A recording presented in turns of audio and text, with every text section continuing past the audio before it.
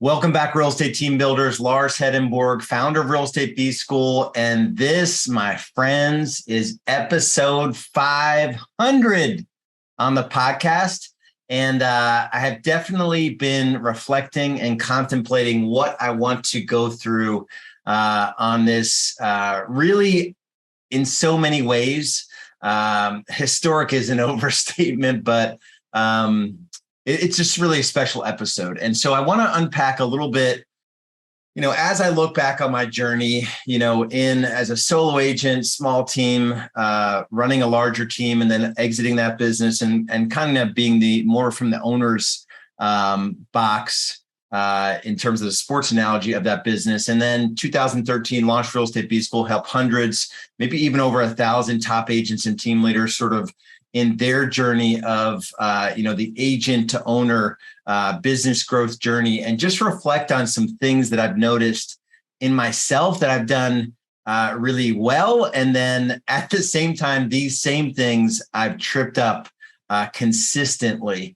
And this is coming off of an episode I did with Mike Michalowicz, who wrote the book, like 7 or 8 books, but most notably, Profit First and Clockwork, which are 2 resources that are just unbelievable. And his mission, and I feel like my mission has become for the real estate industry, his mission is to eradicate entrepreneurial poverty. So eradicate entrepreneurial poverty. And mine has become like almost similar, and it's not a copycat situation. It's just based on my journey, where the poverty in terms of time, money, and the overwhelming amount of stress that we endure as we sell more homes, traditional success in this industry, in my opinion, is not worth having. Now, I had a conversation with a few guys the other day. They're running a top team, right? They're number 2 in their Remax, 500 transactions. It's like, whoa, 500 transactions. There's 3 of them. The 3 of them do 300 of the 500 transactions. And they have 20 agents that do 200 transactions. I didn't dig too much into their business, but that's not sustainable. You can't have 20, lovingly, I call them children, that you're minding and tending to, and you're also selling 100 homes per year. Right? It's just not possible. It's not sustainable for the long term. And each of the 3 of them have wives and they have small children. And so there's something's got to give in that equation, where I've always been focused on, and it hasn't always been perfect, but I wanted to show up and achieve at a high level in all the areas of life that matter. So husband, dad, with my faith, with my physical body, emotional well-being, my financial decisions, and then, of course, in business. So let's get after it. I'm going to unpack 3 principles today that will hopefully highlight some good things about my journey, and then maybe some things that I've missed. And I want to highlight a few of our members and case studies that we've captured as well. So the first thing is consistency. The fact that I'm even with my natural personality of sort of not really wanting to be consistent, the fact that I'm recording a 500th episode of this podcast is quite a feat. And when I talk about consistency, it's doing the things that you don't want to do long enough so that you pick up momentum or you get the results that you're looking for. Most people, I think even if you had the stats for podcasting, I don't know what the stats are, but I can't imagine of 1 million podcasts that start, or 100 podcasts that start, on average, how many make it to, 10 episodes or 50 episodes or 100 episodes. My guess is that they feel like it's a good idea, and then they start it, they don't get the results they want, and then they sort of trail off, right? And they forget that it was a good idea. I've done this over and over and over again in my business, where let's take a good example. Let's take a lead source. So you go down the paid lead source, home search lead, realtor.com leads. I've actually done this, and I'm going to highlight someone that actually stuck with it. I'll go into a lead source like that. And we were never big on paid leads. We actually, years and years ago, we got out of any paid leads because it just became a racket. But let's say you go into realtor.com leads and, you do it for 6 months and you don't get the results you're looking for. Or it's like a 1 or 2 times return. You're like, that's not good enough. But you don't really dig into the scripts. You don't really, go deep on every lead source. You don't have the text and email sequences built out. You're not really checking in the CRM to make sure the calls are the leads are being followed up with properly. You just don't go really deep on anything in the business. You're not going to get the results that you're looking for. And that's probably the number one thing that I see. I've done it over and over again. Personally, let's take the example of our physical bodies, right? I could do a 90-day challenge like nobody else. I could show up and play all out for 90 days.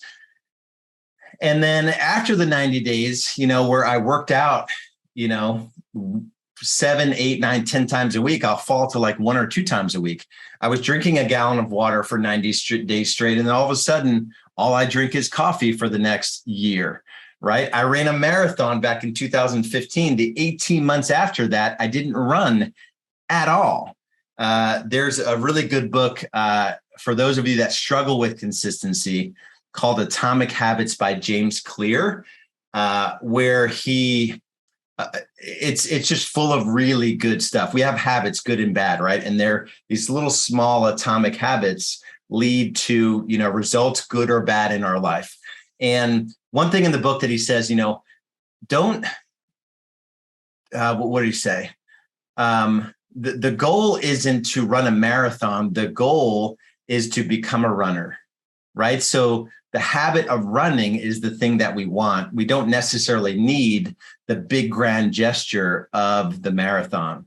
And so just think of like in your business or in your life, what grand gestures are you making that it's replacing the consistent habit that you need to develop in your business. So that's number one. A couple examples here. And if you go to realestatebschool.com and you click on results, you can see we put together like 6. I think there's like 15 or 18 on the page, but the first 6, there's 2 in particular, Dave Hook and Dave Friedman, that when I think of the consistency and the comment, doing the things you don't want to do long enough so that you get to do the next thing. So working with buyers long enough so that you could hire buyer agents, right, and build momentum in your business. So then you only work on listings.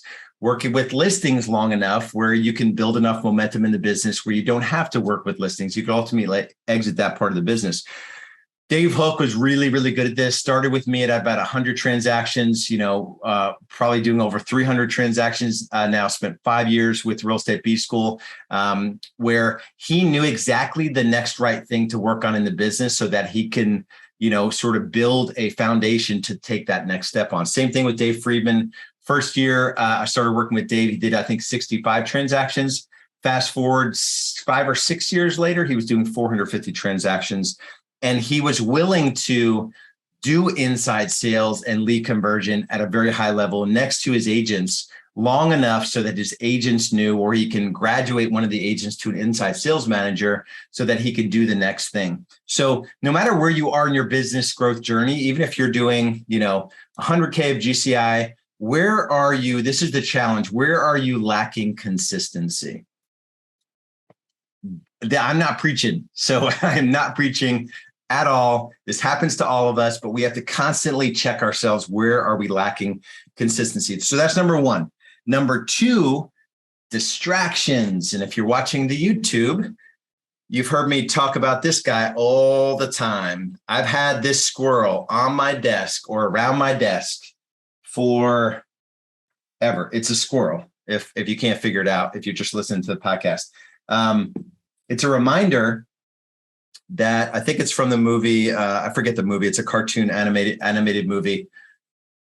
Man, every time I mention it. Anyway, so this dog in the movie is like, talking or doing something. And all of a sudden a squirrel shows up, like squirrel, and then another squirrel. And as entrepreneurs, so business builders in the real estate space, we're constantly distracted by whatever.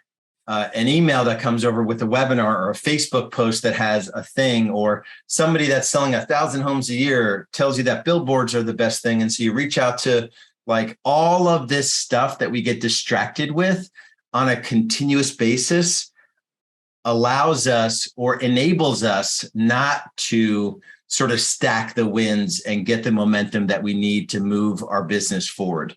And so the key here, and this is what I found, because I am susceptible to this 100%, which is why I need the squirrel on my desk to remind myself that that's just a distraction. That's not actually something that we're working on. That's not the next right thing for me in my business at this point of my journey for this season of my life, right? The comparison trap is real, and we want to focus and get distracted on things that aren't the next right thing for us.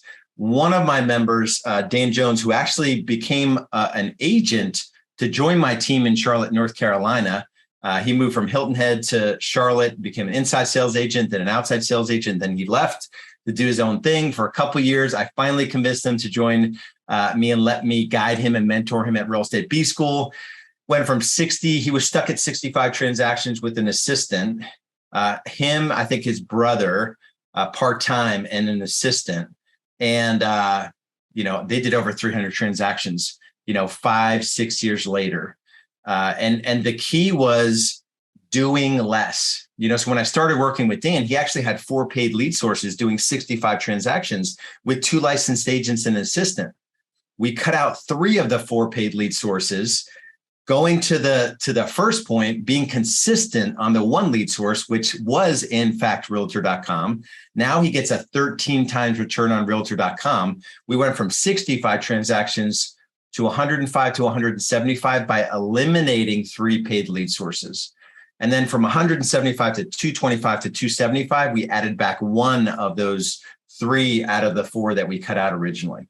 So it's all about distractions. And the other thing that allows us to avoid getting distracted is if we have a clear vision for our business, for our life. So in the business, if we have a 3-year vision of growing from 20 transactions to 100 transactions, where you're doing 40 to 50 listings, working 40 hours a week, Monday through Friday, no evenings and weekends, and you have 2 agents doing 25 transactions each, and a really good local admin licensed, and maybe 1 VA.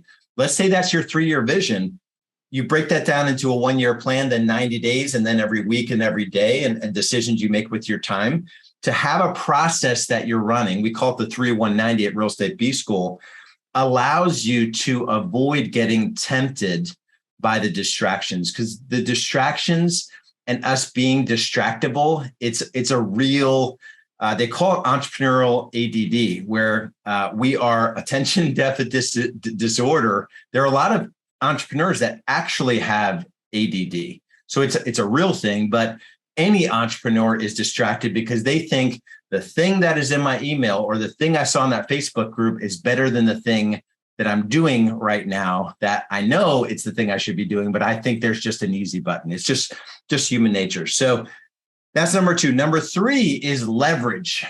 And leverage is just a concept that you will have a tough time growing your business, growing your life, growing your wealth, growing your relationships, if you don't understand the concept of leverage. So at its core, and I'll give you an example of mine, and then I'll talk about Stacey Peterson, which was our first paid coaching client back in 2013 for Real Estate B School. A good example of leverage for my journey was my first administrative hire. Got into real estate in 2007. In 10 months, March through December 2007, I sold 27 homes, 44 that next full year, just as a solo agent. And I hired a part-time administrator in February, March timeframe, who quickly went full-time. And then that next year, the end of 2009, I hired my first buyer agent. We did 58 transactions. I did 55. Then 118, 178. The year 2012, we did 248. I sold one transaction. And it was because I understood leverage. And here's the exercise I want you to go through. There's 2 parts to this. I want you to figure out the amount of money you're making for the unit of time, the hours that you're working. The calculation that I did back in early 2008, once I got my tax returns from 2007, the 10 months that I worked, I netted on 250 gross. I gave my broker 75 grand. I remember it was 176 from the broker on like 249 of GCI, total GCI. So I quickly left that situation. That was not going to work long term. On the 176, though, I netted 37,000. I wasted money on everything, didn't know anything about return on investment. I didn't have an economic model in place. All the things I learned painfully over the years, trial and error, I didn't have back then. But I did work 2,000 hours in 10 months. $37,000 take home divided by 2,000 hours worked in 2007 in those 10 months is $18.50 an hour. I left a multiple six-figure corporate job working about 2,000 hours. So I was making about $100 an hour to make $18.50 an hour. But I had all this freedom, right? I was working 7 days a week. So it didn't exactly translate the way that I wanted it to. Over time, I figured it out. Here's what I did, though. I drew a line in the sand that I was going to make $500,000 in real estate, working 2,000 hours a year, which is a 40-hour work week, 50 weeks, 2 weeks vacation. Very simple math. Do that math, it's $250 an hour. It allowed me to view everything I touched with an eye toward, like, I can't do that. I can't run a yard sign. I can't design a brochure. I can't print brochures. I can't enter a listing into MLS. I can't drop off a lockbox. I can't show homes. I can't, if I want to make $250 an hour and still deliver an experience to my client that is, world class, I can't be doing all these things. First of all, I'm not good at all these things. There's the passion versus pay. I'm not passionate about showing homes. I'm not passionate about, God made me in such a way where I don't want to like ooh and ah over, I don't know, a home and take a whole Saturday and show homes to a buyer that may or may not, even buy those homes. Right. And so I was wired in such a way where I was wired more for the business building aspect, but I knew it was important for someone that loved helping buyers. And so I just understood leverage at a very high level. And I knew that I could pay licensed agents, maybe $40 to $50 per hour. So about, 80, well, probably less than that, about $80,000 to $100,000 a year is what I figured I could pay a good buyer agent on a split basis. So I didn't take them on a salary, but the economic model worked really well. But I would get buyer agents to come in, make $125,000 to $150,000 a year, which is 2 to 3 times more than they were making on their own. But it was on the right economic model. So that's the concept of leverage, is that you cannot do everything in your business yourself if you want to make more money in less time with less stress, which is the B School promise. I mentioned passion versus pay. There's an exercise that we do in B School where every 90 days we look at where we're spending our time and we grid it out. We talk about what are you making, the things that you're doing that make you a lot of money versus not so much money. So high pay versus low pay, and then high passion versus low passion. So let's say you love showing homes to buyers, high passion. You could hire in my market, major metro market, you can hire a world-class, best in the business at showing homes for $25 an hour. So if you did that exercise that I just mentioned, and you want to make $250 per hour, but you keep insisting on the fact that showing homes is a high pay activity that only you can do, you'll never bridge the gap between the $25, maybe $30 in some markets, maybe $50 in some markets. You'll never bridge the gap between the $25 to $50 an hour activity as a showing agent to the $250. So it's just a fundamental disconnect. Last story I will tell is about Stacey Peterson, who came into our world in 2013, first coaching client ever. Got her out of production in 6 months, tripled the size of her business to over 300 transactions. She was able to sell that business for a 7-figure valuation, ended up coming into Real Estate B School, coaching and building that business, running the company for a certain period of time. And it's all because she truly understood leverage. She is now running our business coaching calls. So twice a week, we have live business coaching calls for our members. And she, 1 year with one administrator, because she understood systems and leverage at a high level, they did 222 transactions with a single administrator.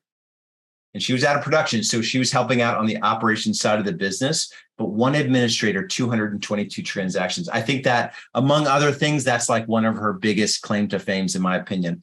All right, so I want you to go to realestatebschool.com, click on results, and hear these stories, right? And then, as I look back on my journey, and I'm still in the midst of it, I'm still, as I'm recording this, we're getting ready to enter a period of time where I think real estate's going to be okay, because I think there's still a supply-demand issue. I think there's not enough homes for the amount of buyers that we'll see in the next 2, 3, 4 years.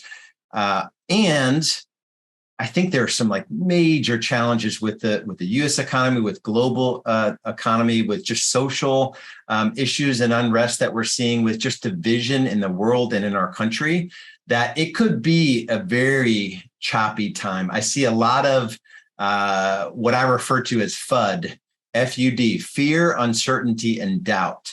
And when there's a lot of fear, uncertainty, and doubt, agents freak out. So I think it's going to be a good thing in certain respect. If you can guard your heart and mind against the FUD and realize that you are in control of your business, and your business growth journey does not depend on what happens in the market, you will be 100% okay. You will thrive while other agents don't even survive what's coming. I got into the business right before the Great Recession. So I grew to 178, 248 transactions in all the Great Recession years. So that's where everyone was retracting. We went from 15,000 agents in our market to 5,000 agents. I think we're getting, probably not as dramatic, but I think we're getting ready to see that again, where I think rosters in most markets will be cut in half. And all the part-time agents will be out of the business because they can't afford their dues. They're freaking themselves out. They're getting in their heads about the shift and the end of the world and all of that. So I think it's a massive opportunity. So here is what I am looking to do. I mentioned the case studies, right? I'm looking to partner with 100 agents in a new program that we just launched called Business Foundations. I'm looking to take 100 agents in the next 2 to 3 years while everything goes to crap. I say that, I call it the shift storm is coming, right? Take out one letter of shift and that what I think is coming. But I designed this program specifically to help folks that are well under $1 million GCI. So if you're at 50 or 100 or 200,000 GCI, anything under 500,000 GCI, I want to work with you over the next 2 to 3 years to help you blow through $1 million GCI. All you got to do is go to getbusinessfoundations.com. There's no long-term contract, nothing like that. It's purely getting you the tools, systems, training, and coaching that you need, the quarterly cadence, the annual cadence, the annual planning, quarterly cadence. Twice a year, we get together for digital summits where we're bringing all of our best resources, what's working, what's not working. Weekly, we do a training. Once a month, we do a market update and how agents are succeeding and what's working, what's not working in real time as the shift is happening. So it is like the value proposition is ridiculous, but more important than that, I really want to have at the end of this 2 to 3 year period, 100 case studies, right? So I'm calling it our case study program because I want to partner with folks that can 10x their business, 5x their business, 2x their business in the next 2 to 3 years. So if that is you and you have a business mindset and you're sort of an entrepreneur kind of stuck, not in a bad way, but you're an entrepreneur that's in the real estate industry, go to businessfoundations.com. And I want to make sure you crush this shift versus getting crushed by it. So we'll see you over at getbusinessfoundations.com. Happy 500th episode to the podcast. And we'll talk to you guys soon. Be good.